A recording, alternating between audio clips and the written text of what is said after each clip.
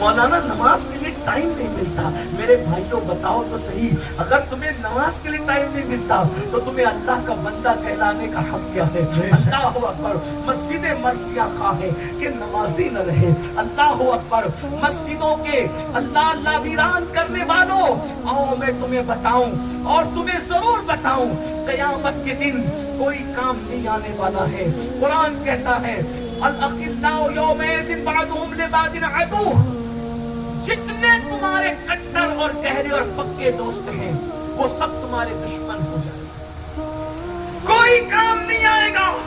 माँ बेटे को पहचानने से इनकार कर देगी, बेटा बाप को पहचानने से इनकार कर देगा, खून के रिश्ते हरफ गलत की तरह मिट जाएंगे। एक बात और भी कह दूं, अंबिया जहां नफसी नफसी कहेंगे, भाइयों बताओ वहां हमें कौन काम है? सोचो बस